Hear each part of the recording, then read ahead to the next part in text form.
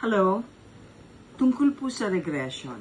Alam nyo, nung nag-aaral pa po ako ng regression sa Amerika, nagpa-practice po kami ng mga classmates ko sa bawat isa. Kunyari yung katabi ko sa kaliwa, i-hypnotize niya ako, kasi clinical hypnotherapy po yung pinag-aralan ko sa Amerika. Tapos siya naman po, magpapalitan kami. Hypnotize niya ako, i-hypnotize ko rin siya para makapag-regression po kami. Ang regression ay, sa hindi po nakakaalam, ay mababalikan mo ang iyong mga nakaraan kung nabuhay ka ng ilang beses in your past life, kung naniniwala po kayo doon. Kung hindi naman po kayo naniniwala doon, it doesn't matter kasi scientifically, kaya nga po clinical hypnotherapy, nagagamit po ang hypnotherapy para malaman kung ano ang root cause ng inyong sakit na kung minsan ay hindi lumalabas sa laboratorio. Kahit po na magpa-ospital kayo o magpakuha po kayo ng blood works o CT scan or MRI, kung minsan po nalalaman yon sa pamamagitan ng hypnotism o clinical hypnotherapy. Pero most of the time, ang mga kliyente ko po ay regression ang gusto. Mamadaliin ko po para huwag kayo mainip. Kagabi, meron po akong regression. Ito po ay isang babaeng dating flight stewardess. Napakaganda pa rin po niya, although she's 56 years old. Ang tawag ko po sa kanya ay Michelle. Michelle po, she gave me permission to tell you who she is. Si Michelle Bautista. Dati po siyang stewardess. Okay, retired na po siya. Nag-retire siya ng maaga kasi nagkaroon ng pandemic. To make a long story short, okay, she was just curious. Gusto niya malaman kung meron ba siyang past life, kung ano siya ng past life, kung bakit meron siyang mga problemang hindi niya ma-resolve at hindi niya maintindihan. So, nagbalik po kami. Alam niyo ba, iigsian ko po ito. Mahaba yun, of course. Kasi hindi naman yung 10 minutes lang ang regression. At least an hour. No, more than an hour.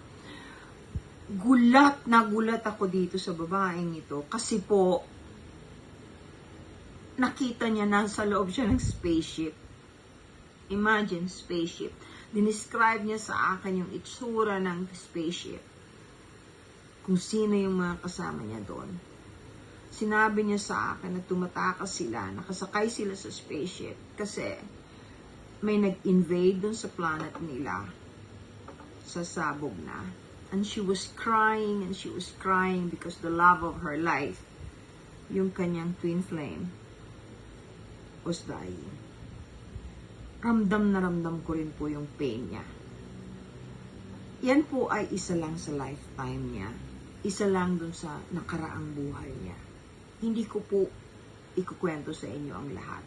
Senior ko lang po yung part na yon kasi siya ang first ko na pasyente na nabalikan niya yung nakaraan niya na nasa loob siya ng spaceship. Ano pong ibig sabihin nun? Maaring taga-ibang planeta po siya, nanggaling siya sa ibang planeta in her past life. Yun po. Masakit lang sa dibdib. Madalas pong nangyayari sa akin yan pagka yung mga kliyente ko nagkakaroon ng mga traumatic experiences na nababalikan nila, na hindi nila alam.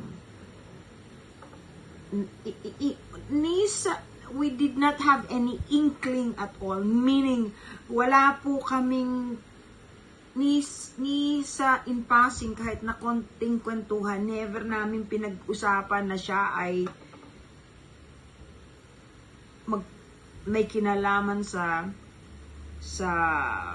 ibang planeta o kung taga saan siya o may spaceship o alien or something to that effect. Imagine, kasi she's not hindi naman po siya bagets. Ang ibig ko sabihin, she's 56. Very rational, very simple woman, still very beautiful.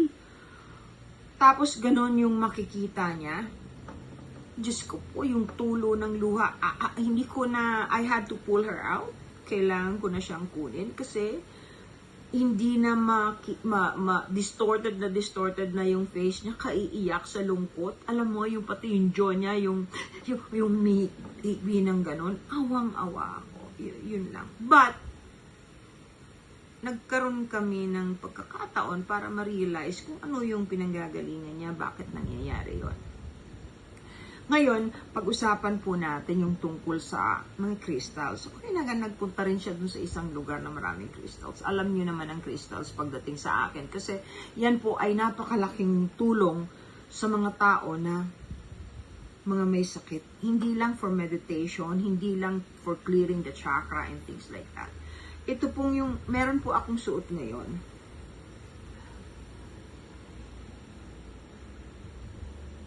Tourmaline po yan.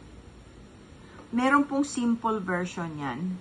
Ang tourmaline po, gusto kong i-recommenda sa inyo kasi kukunti ang nakakaalam. Maraming kulay ang tourmaline. Ito po ay watermelon.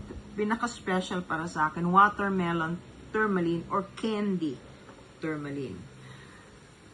Sa mga may problema sa endocrine system, may mga cancer, o mga bukol-bukol sa katawan who are easily tired, na wala namang assurance na may sakit talaga siya na malala, pero palaging ganun ang pakiramdam. But at the same time, kasi nga po, ang karamihan ng aking pasyente ay cancer patients, o kaya may mga failures, kidney failures. I want you to consider buying this. Bumili po kayo ng tourmaline. Highly recommended po. Of course, maganda rin po yung black tourmaline because it will protect you. Pero ito po,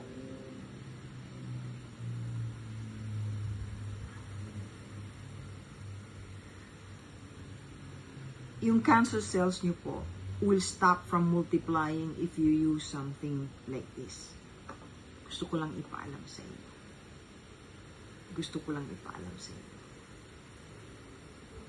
Mag-iingat lang kayo na wag po kayong bibili basta-basta kung saan-saan. Kasi maraming fake.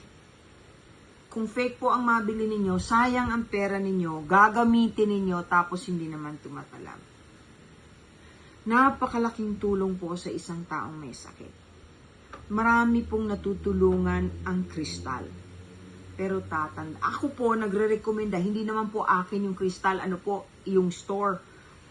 Yung Crystal Abundance po, I promise you na pag dun po kayo bumili, matutulungan kayo ng taong nandun because she's the queen of crystals. Alam niya kung ano ang magva-vibrate sa'yo, kung anong kailangan mo, kung saan ka na-attract, tutulungan ka at hindi ka po dadayain because she's one of the star seeds.